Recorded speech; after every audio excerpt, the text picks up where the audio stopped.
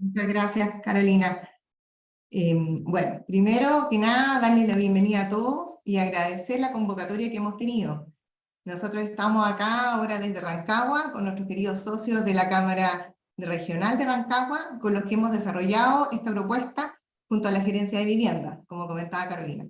Referente a esta propuesta, primero que nada, explicarles un poco que esta propuesta nace en un comienzo como una iniciativa del Comité Inmobiliario de Valparaíso, y principalmente por la preocupación por la crisis hídrica actual que nos afecta y nos convoca a todos.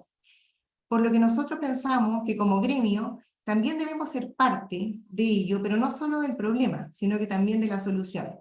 Es por esto que nosotros nos planteamos la tarea de elaborar este proyecto que busca principalmente promover la adopción de medidas concretas por parte de las empresas de nuestra industria para poder responder desde nuestro sector a esta emergencia. Nosotros queremos en este sentido lograr contribuir y asegurar la disponibilidad de agua para todos. Entonces, más que nada nosotros, ¿qué nos hemos preguntado? ¿Cómo resolvemos este problema? ¿Quiénes deben resolverlo? ¿Nosotros? ¿Cuál es nuestro rol como Cámara de la Construcción? ¿En qué áreas podemos actuar? Bueno, para poder responder estas preguntas, nosotros decidimos primero acotar el rango de acción que tenemos como Cámara. Para ello adoptamos como herramientas primero el análisis de la metodología de incidencia.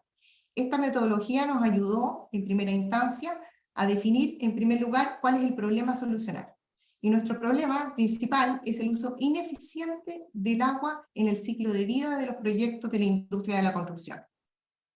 El siguiente paso que desarrollamos fue definir las causas de este problema. Y dentro de ellas destacamos, bueno, primero las que hay una falta de concientización de la escasez hídrica, no solo en las empresas, no solo, digamos, en las mismas empresas, sino también en los trabajadores, pero también en la población en general. En general tenemos que hay un desconocimiento del problema. Por otra parte, vemos que hay un desconocimiento también de los beneficios de incorporar tecnologías de uso eficiente del agua. Estos beneficios nos pueden traer de tanto beneficios de tipo de tributarios o de desarrollo de nuevas tecnologías, o podemos incluso tener algún tipo de ahorro para los usuarios. Por otra parte, también vimos que hay una falta de innovación, no solo por el desconocimiento, sino también por el temor al cambio. Y finalmente nos encontramos con que no se incorpora el uso eficiente del agua en las etapas de diseño, de arquitectura, desde las bases de licitación, y hay una falta también de interés en este sentido, pero también en el proceso constructivo, por ejemplo, en las instalaciones de faena, en el uso de materiales eficientes. Por otra parte, también en la puesta en marcha hay una falta un poco de capacitación en el uso de tecnología. Y por último, en la operación, que es tanto en los proyectos nuevos como para los proyectos existentes. Nosotros encontramos también que ahí hay una falta de incentivos estatales, una falta de capacitación que debiésemos tener. Bueno, y por otra parte, nosotros definimos también cuáles eran las consecuencias de esto, de esta falta de eficiencia en el sentido del uso del agua. ¿Cuáles son las consecuencias de este problema en la industria? ¿Qué pasa con la industria? ¿Cómo puede verse afectada la industria? La industria de la construcción genera estrés ambiental, por una parte. Por otro lado, la pérdida del agua en el ciclo de vida del proyecto exige también que haya un aumento de costos de construcción. Por otro lado, también podemos tener un aumento de riesgo financiero y reputacional. ¿En qué sentido? En que hay una pérdida de prestigio, ¿ya? En el sentido de las empresas del rubro. Por otra parte, también podemos tener como consecuencia que hayan modificaciones al marco regulatorio que podrían generarse restricciones en algún minuto en el agua para la ejecución de las obras. También en los gastos de operación, pueden haber un alza en los gastos comunes o mantención de áreas verdes, etc. Pero también hay una consecuencia que nosotros vemos que podría gatillar un desarrollo tecnológico, viéndolo positivamente. Y este desarrollo tecnológico nos genera una innovación, cambios normativos, inversión en conocimiento. Entonces nos volvemos a preguntar, ¿quiénes deben resolverlo? ¿En qué instancia deben hacerlo? Nosotros lo vimos en dos instancias. Uno, como una mirada externa, primero, en la que definimos a las entidades, por ejemplo, el municipio, cómo el municipio puede participar con definición de ordenanzas que promuevan el uso eficiente del agua, generar una cartera de proyectos asociados a la ley de aporte al espacio público y que incorpore estos principios. Las empresas también, las empresas sanitarias, promoviendo, generando innovación en la reutilización de agua, necesitamos generar nuevas tecnologías y generar incentivos. Las universidades, ¿cómo? Incorporando conocimientos en el uso eficiente del agua a los estudiantes y a los profesionales.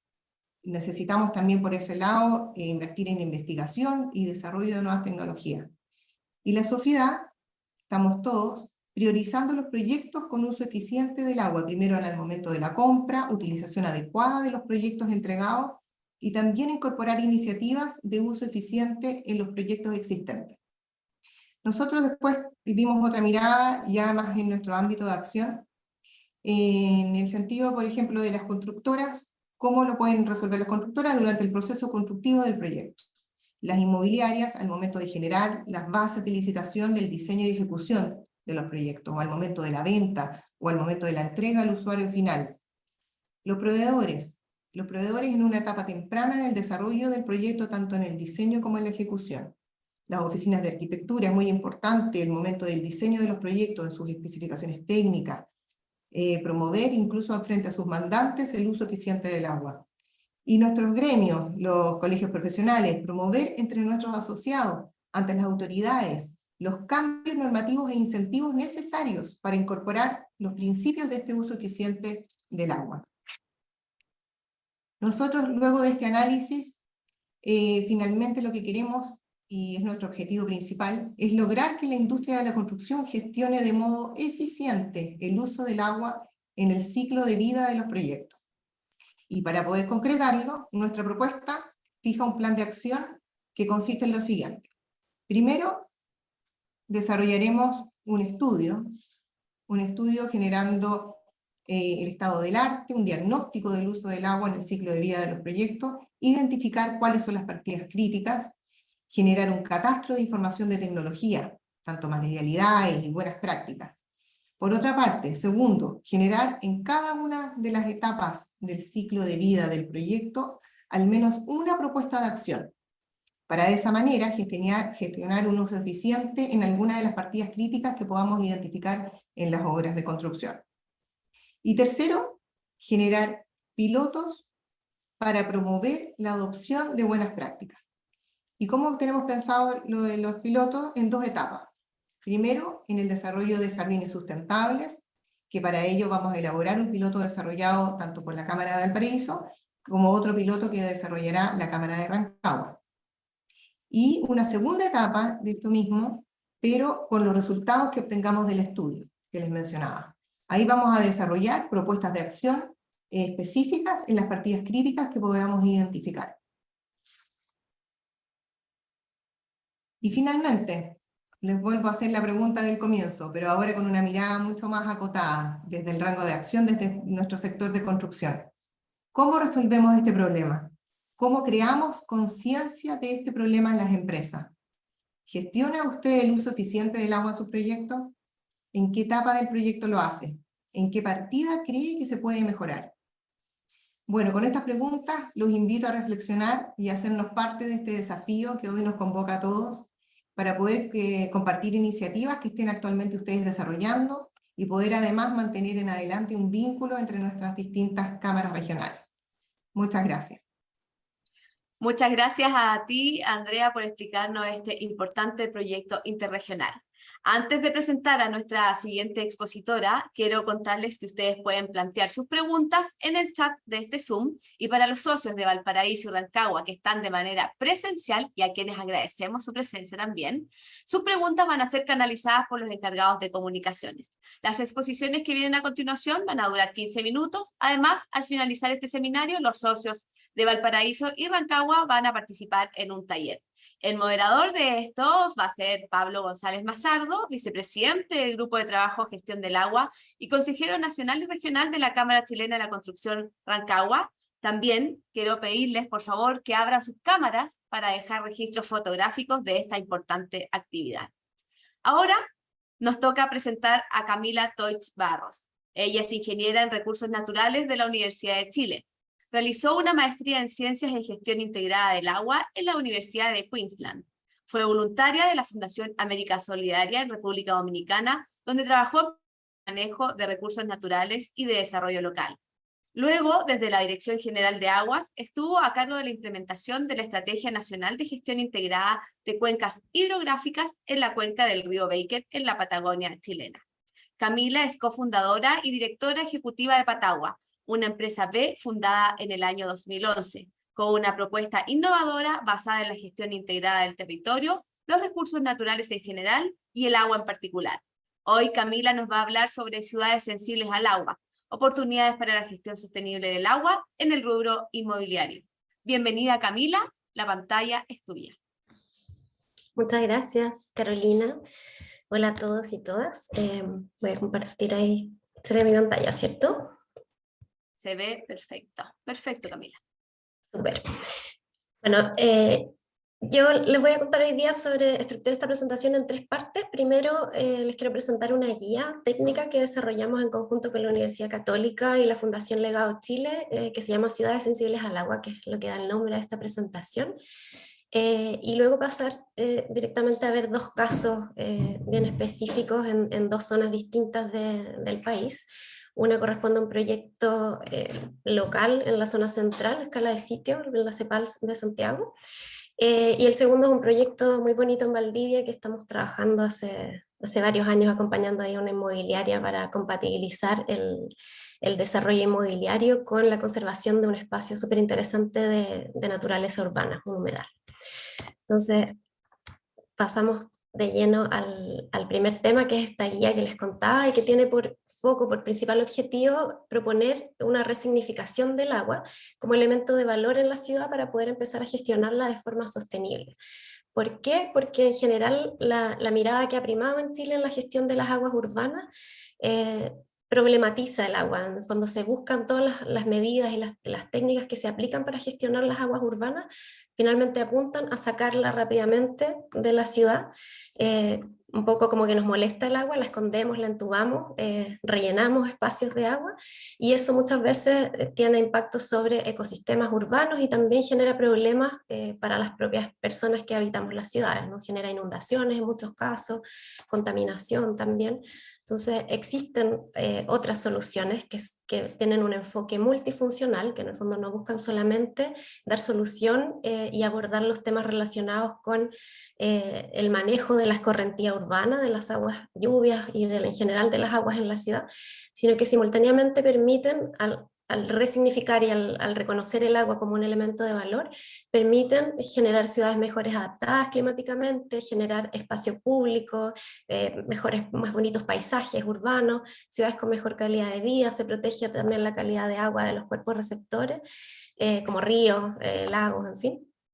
Y se provee también hábitat y conectividad ecológica, que es algo que a veces se nos olvida en la ciudad, como que tendemos a separar lo urbano de lo natural, de los espacios más naturales, cuando la verdad es que en las propias ciudades tenemos espacios de naturaleza súper valiosos que es relevante también incorporar en la planificación. Entonces, desde esa lógica desarrollamos esta guía que les contaba, que está ahí el sitio web del proyecto, si es que lo quieren revisar después con más tiempo, hay harto material ahí disponible.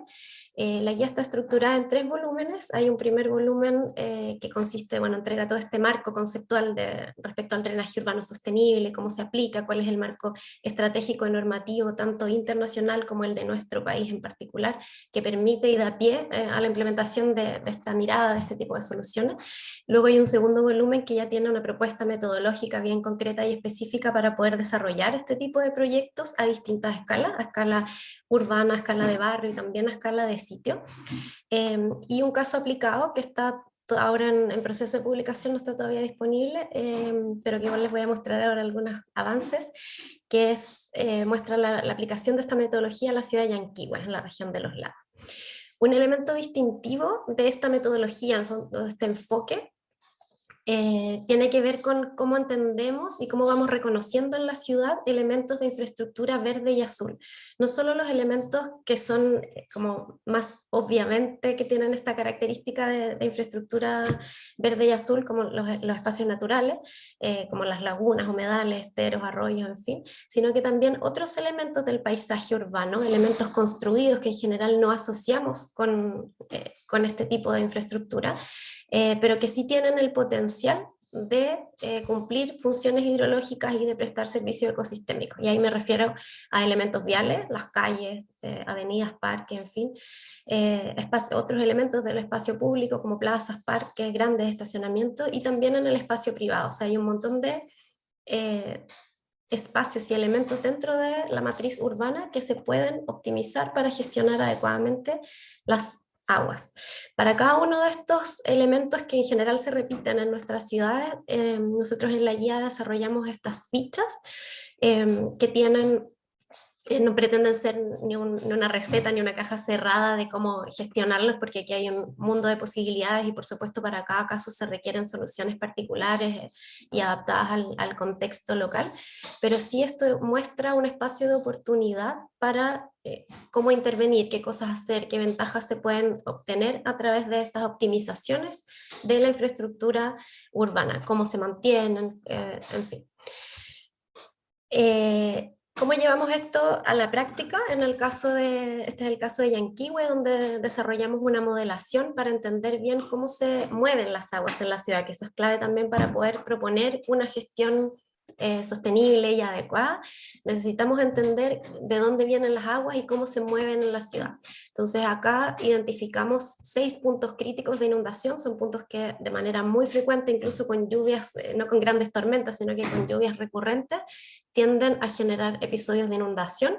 Entonces identificamos cuáles son las microcuencas que aportan desde donde viene el agua que llega finalmente a los puntos donde vemos el problema, para poder luego proponer algunas soluciones. Entonces les voy a mostrar ahora muy cortito este punto de acá, que está nombrado SU4, que muestra una pequeña zona urbana, una urbanización en la zona norte de Yanquihue, y que tiene la particularidad, bueno, las aguas se mueven como de norte a sur, y tiene hoy día espacios como residuales, unas áreas verdes pero que no están realmente muy desarrolladas. Entonces propusimos acá, diseñamos para evitar justamente la inundación que se produce en este lugar, una remodelación de la topografía, en el fondo transformar un espacio que hoy día es súper plano, transformarlo en un espacio cóncavo que permite funcionar como estanque de detención, que recibe la escorrentía de toda esta microcuenca portante,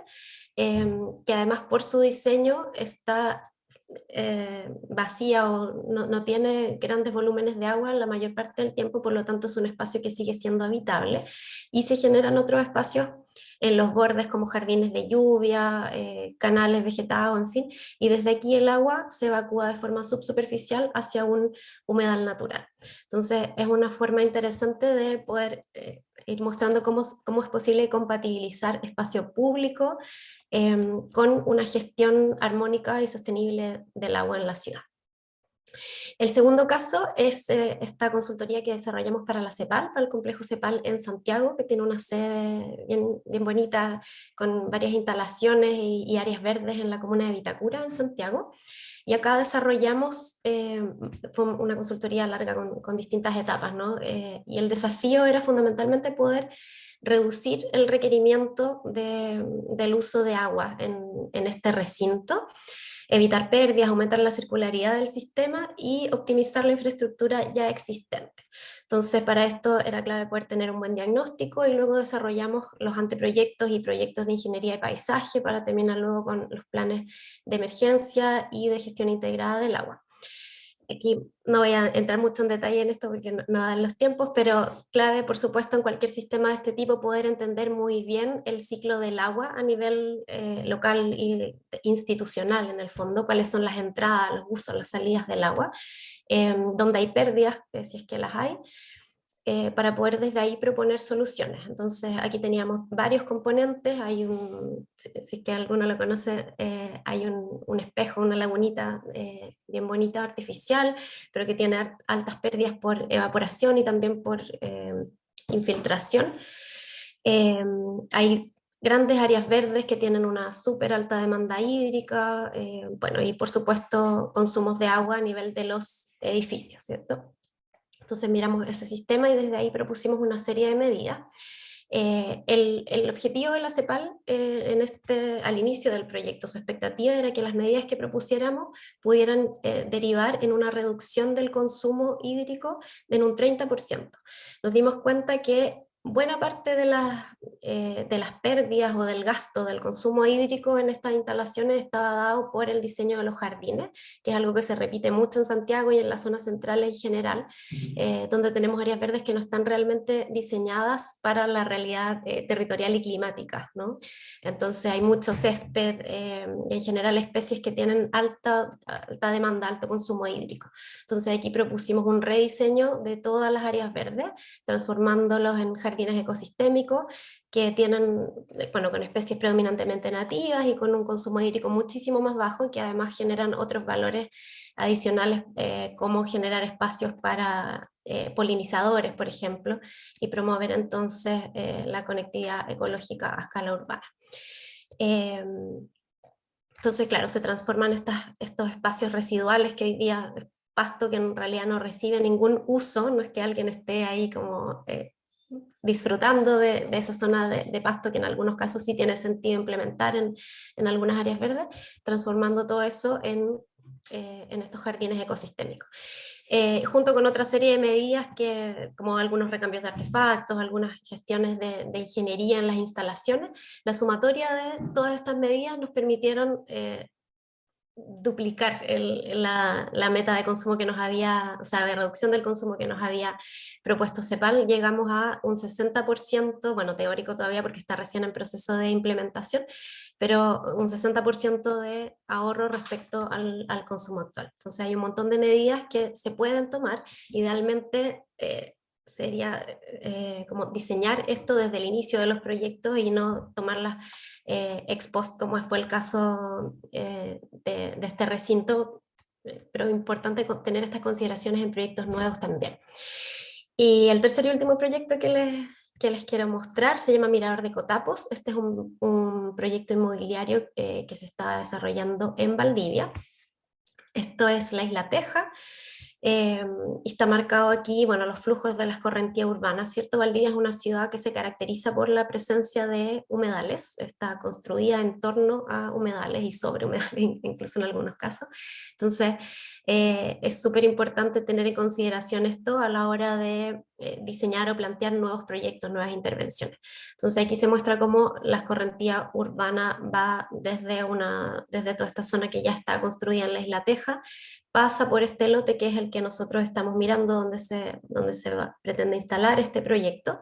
Es un proyecto que tiene una superficie de humedal importante, más o menos un 30% del terreno corresponde a humedal, y luego continúa por otros, alimenta un sistema de humedal más grande y va a dar al río Valdivia. Esa es la dinámica de las aguas hoy día. Entonces el encargo aquí era cómo podemos compatibilizar la instalación de un proyecto inmobiliario en este paño aquí que estoy marcando con el cursor, sin intervenir y por supuesto promoviendo las funciones y los servicios ecosistémicos que hoy día el humedal provee.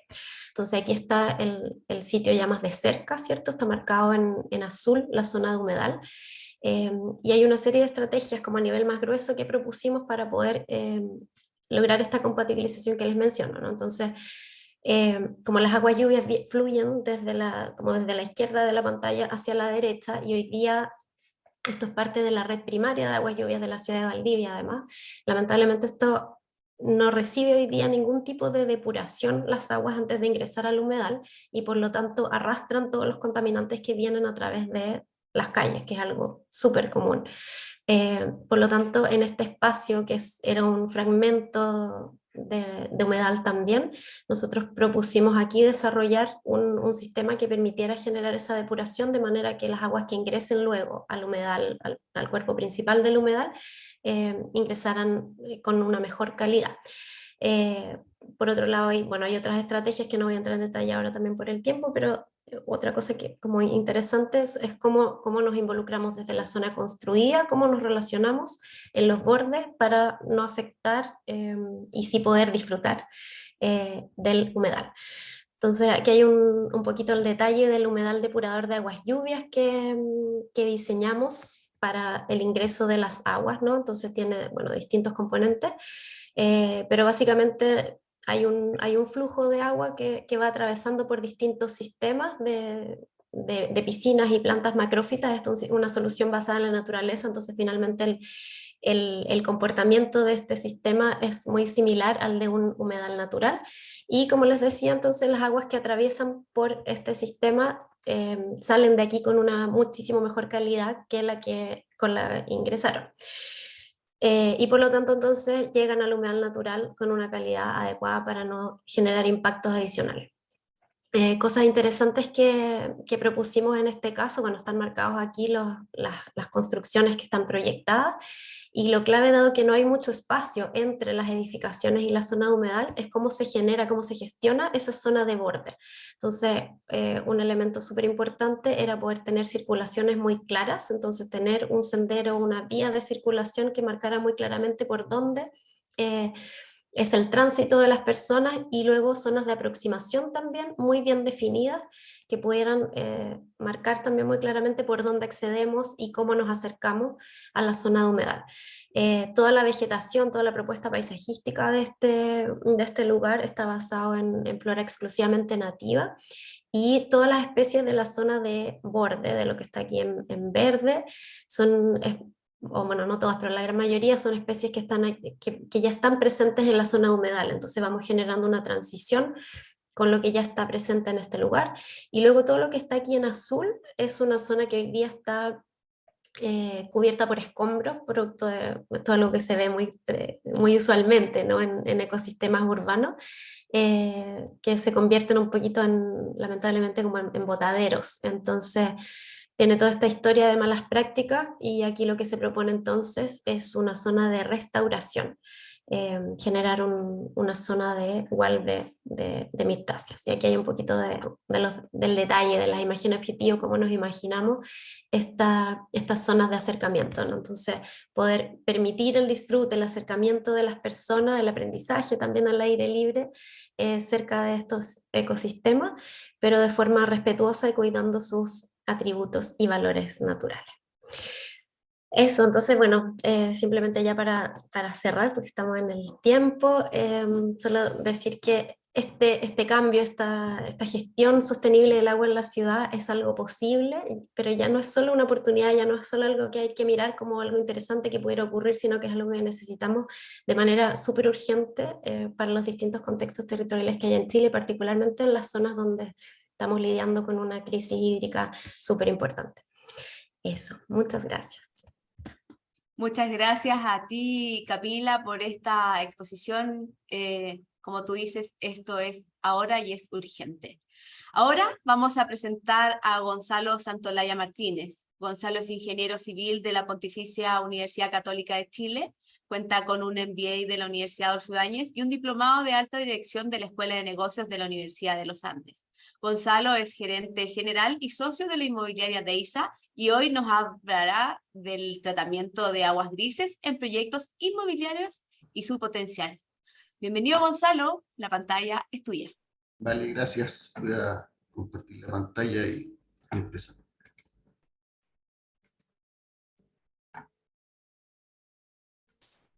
¿Se ve bien ahí? Se ve perfecto, Gonzalo. Vale. Bueno, yo voy a exponer brevemente sobre la reutilización de aguas grises en proyectos inmobiliarios. Básicamente son proyectos de edificación, no de extensión, no es nuestra expertise, entonces no voy a entrar ahí, y me voy a referir básicamente a lo que se puede hacer respecto de la ley que ya está aprobada y cuyo reglamento todavía no sale. Si quieren después hablar de cuestiones más técnicas, costos o ese tipo de cosas, en la ronda de preguntas, encantado de poder responder lo que esté dentro de mi conocimiento. Nada, brevemente contarles que nosotros en este tema de la sustentabilidad, de la sostenibilidad, partimos hace como 15 años, nuestros primeros pasos fueron certificar 12 edificios de oficina bajo la certificación LEED. Después alcanzamos a certificar un edificio de vivienda con LEED. Nos dimos cuenta que no era la mejor metodología, y después desde el 2015 a la fecha todos nuestros edificios de vivienda cuentan con certificación energética, que es la que está exigiendo el MIMBU. El año pasado iniciamos el proceso, que lo vamos a terminar a fines de este año, para transformarnos en una empresa B, y a partir de este año empezamos a diseñar la gran parte de nuestro edificio con plantas de tratamiento de agua grises, que es sobre lo que vamos a hablar en esta presentación. Básicamente, aquí hay un esquema que es bastante sencillo. Bueno, primero, en el fondo, contarles que las aguas grises básicamente son las aguas que provienen de los lavamanos y las duchas.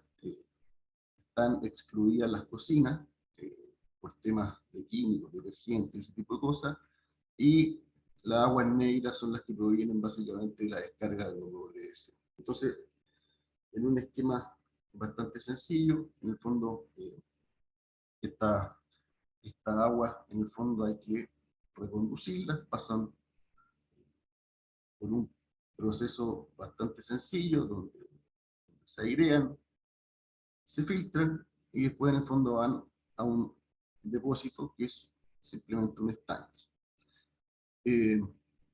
Respecto del tamaño del estanque, este tiene básicamente que ver con que básicamente las aguas grises tienen tres usos relevantes. El primero es tratar las áreas verdes del mismo predio. El segundo es reconducir esas aguas grises a los estanques de WC, de manera que bajamos el consumo de agua, y además al propietario de esas unidades le rebajamos la cuenta de agua en aproximadamente un 35%.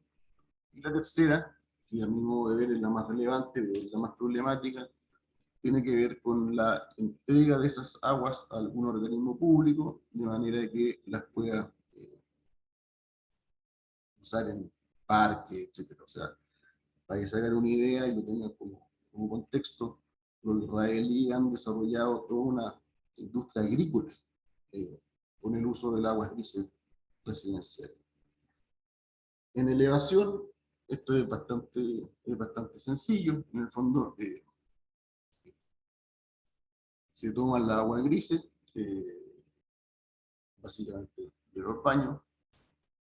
Estas bajan por una tubería especial, pasan por el proceso que les mostré antes, van a parar un estanque, y después en el fondo se bombean de nuevo a través de una materia especial a los WC, y por supuesto puede ir a parar también, está dibujado un camino aljibe. Si yo pongo, por ejemplo, una toma de agua al lado de la siamesa de incendio, puede llegar un camino aljibe de la municipalidad, de cualquier parte, cargarse de agua gris y utilizarla con fines públicos. Básicamente, eso es en términos de lo que sería la planta, y el sistema puede limpiar aproximadamente 3 metros cúbicos de agua diaria, 3.000 litros. ¿Ya?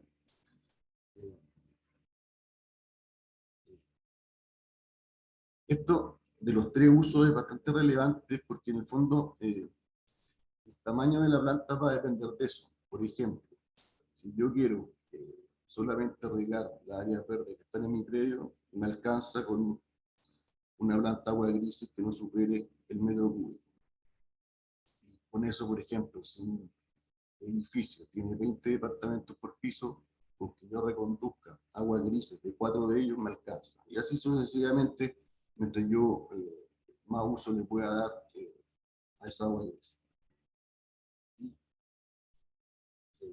Mira, acá tengo un problema con el... Ahí sí. Gonzalo, disculpa, ¿puedes hablar un poquito más fuerte? Sí, perfecto. Gracias. No hay problema.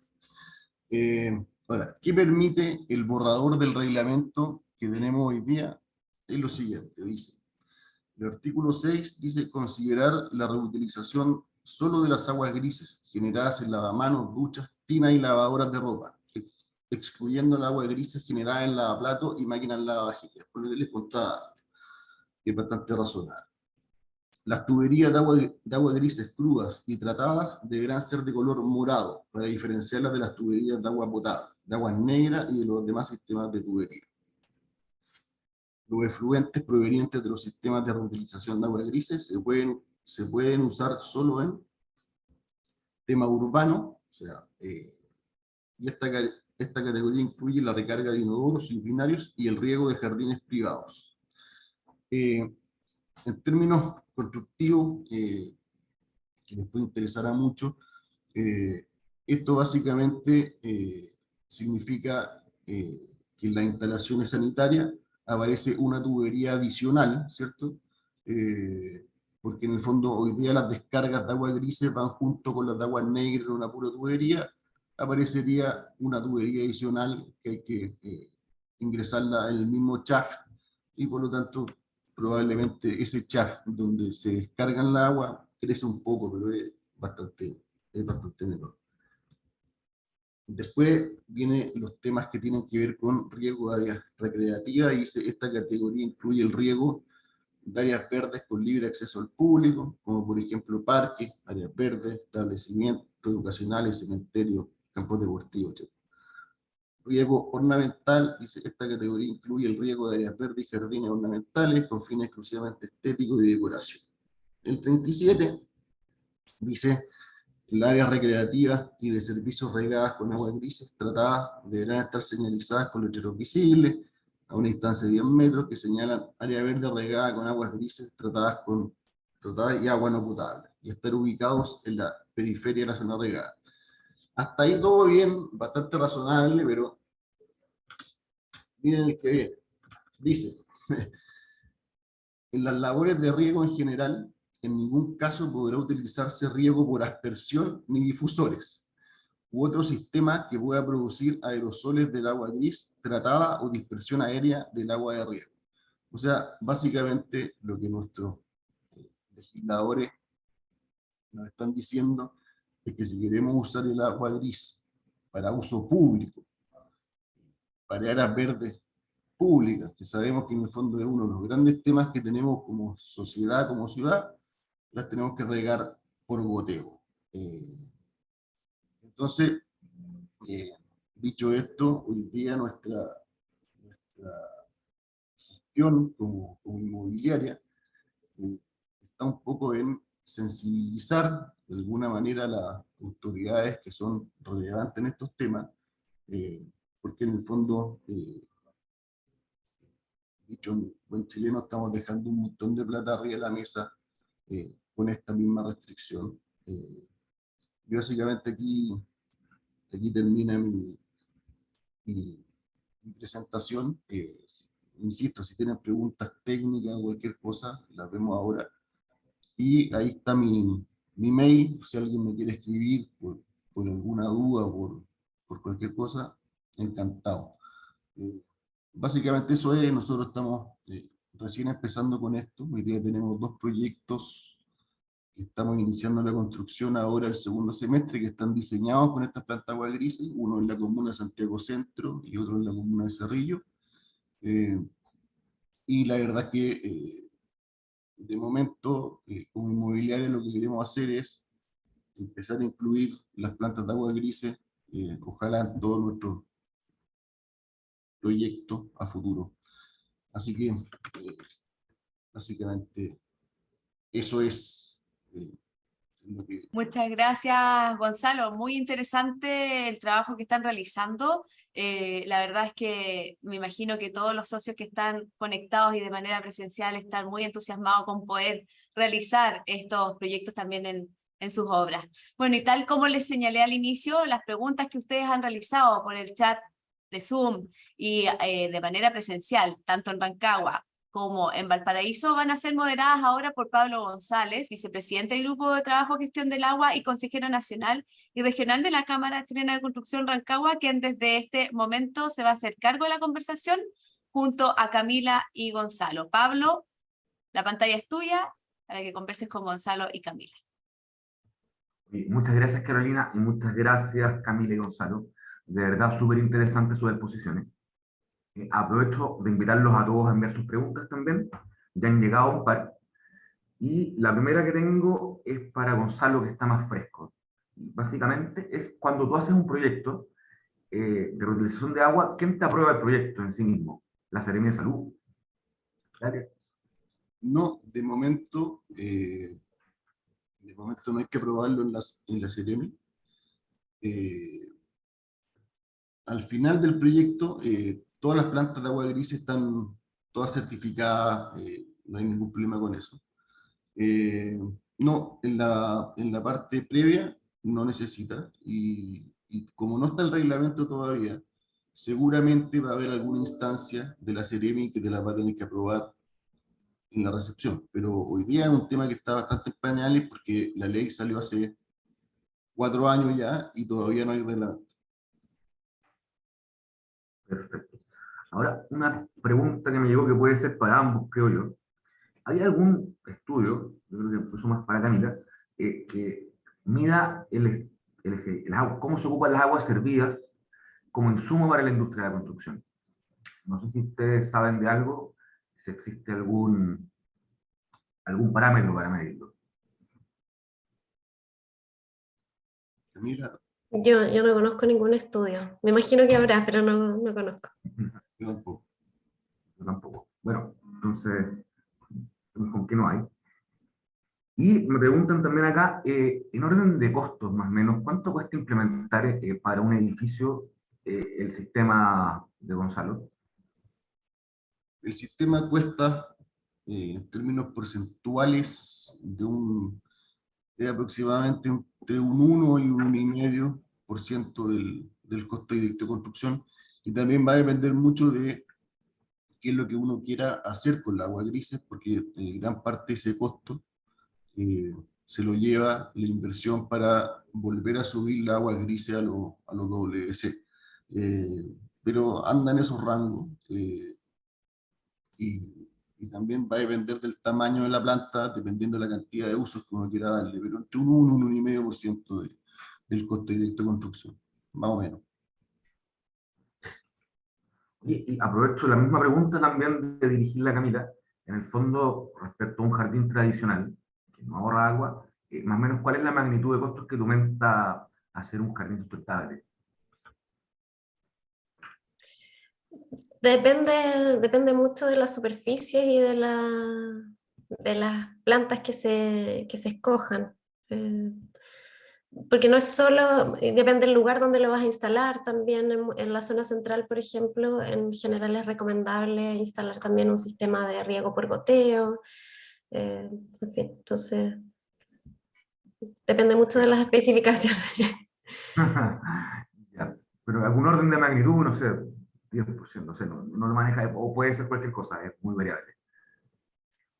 No tengo el dato a la mano, déjame buscarlo y se los dejo en el chat en un momento, para darles un rango. Perfecto, y si mientras tanto para Gonzalo, tenemos dos preguntas bastante ligadas. Lo primero es si sabe si el reglamento va a salir luego. Y la segunda es si es que por parte de los compradores han demostrado interés en implementar, porque tu proyecto tenga este tipo de medidas. Dos cosas, el reglamento, la ley ya tiene 4 años y el reglamento todavía no está. Uno trabaja en el mundo privado y hay que entender que los tiempos públicos son muy distintos a los nuestros. Me encantaría que saliera luego.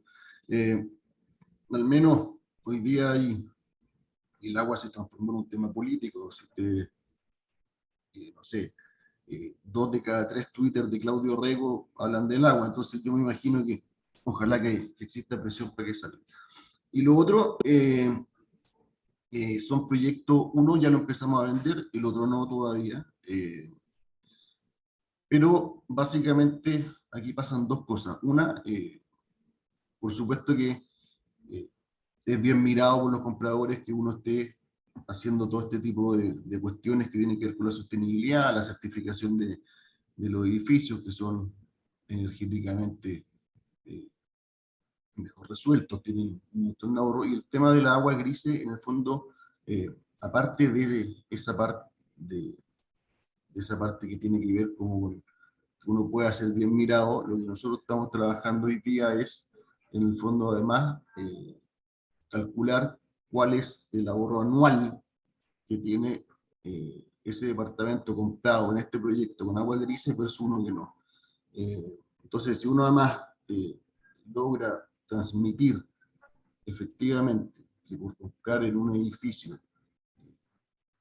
energéticamente mejor resuelto que el de al lado, va a tener más ahorro, me parece que eso es lo más potente.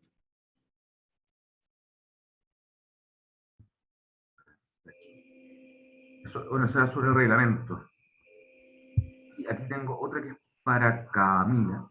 En términos de normativa de ciudad, ¿hay alguna normativa internacional que se esté aplicando a esto o no? Para la reutilización de agua, dices tú. Exactamente. ¿O es todo como nuevo? O sea, no existe una norma técnica respecto a las ciudades. No, no, igual hay parámetros que se miran como con lo clave en general y el origen de este artículo que mencionaba Gonzalo de la prohibición respecto al uso por aspersión, tiene que ver con la posibilidad de contaminación por agentes patógenos. Entonces, en general se mira especialmente la presencia de coliformes. Eso es como clave para asegurar que no haya ningún riesgo para la población, como son zonas que en general tienen contacto directo con personas y con biodiversidad, sobre todo con personas es lo que se mira, entonces no es tan raro ni tan rebuscada esa prohibición, en otros lados se hace lo mismo. Y por otro lado, desde el punto de vista de la eficiencia, la pérdida por evaporación cuando se riega por aspersión es súper alta versus el riego por goteo. La otra pregunta que para Gonzalo, ¿cómo han percibido los compradores? ¿Y cuánta agua pueden ahorrar? O sea, si de alguna forma me pregunta acá, Sí. amiga. Yo lo que decía Camila, yo estoy de acuerdo contigo en que, por supuesto que si regamos un parque donde los niños van a estar jugando, por supuesto que ahí la aspersión no puede ser, pero hay muchas zonas de los parques donde en el fondo que son ornamentales y que tampoco las dejan aspersar. Entonces, bueno, ahí hay un equilibrio. Y respecto a los compradores, es lo que decía antes, un edificio ya lo estamos vendiendo, lo estamos empezando a construir, el otro no hemos empezado ni la venta ni la construcción. Y respecto del ahorro, en departamentos chicos, en el fondo estamos hablando de edificios bastante densos, ubicados en zonas céntricas cerca de metro, estamos hablando de departamentos de unos dormitorios. Hay estudios que hablan que entre el 35 y el 45% del consumo de agua de esos departamentos son las descargas de WC. Pues más o menos esa es la proporción de ahorro en la cuenta de agua mensual.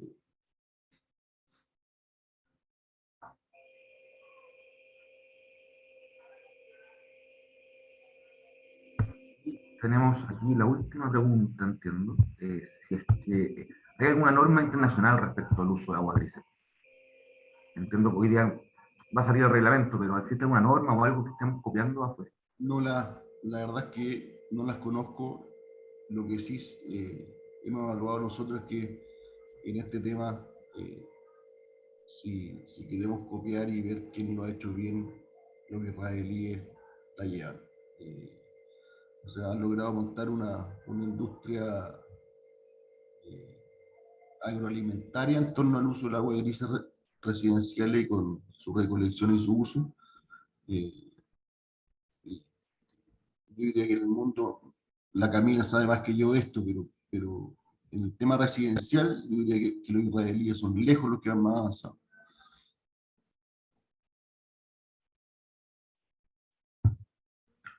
Perfecto. Muchas gracias entonces. Siendo Carolina, que tú vas el cierre. Así que bueno, les agradezco mucho la conversación y las preguntas. Nos estaremos viendo pronto. Así que estén muy bien y yo me silencio.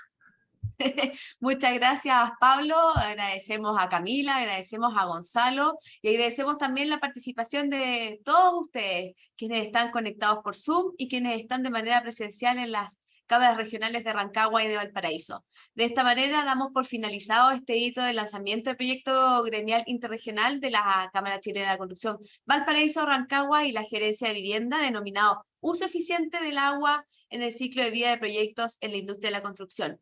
Invitamos ahora a los socios de Valparaíso y Rancagua a participar en un taller y, como en todas las acciones de desarrollo empresarial, les vamos a enviar un correo con la grabación de esta actividad y una encuesta de evaluación que solo les va a tomar 1 minuto en responder y desde ya agradecemos sus respuestas.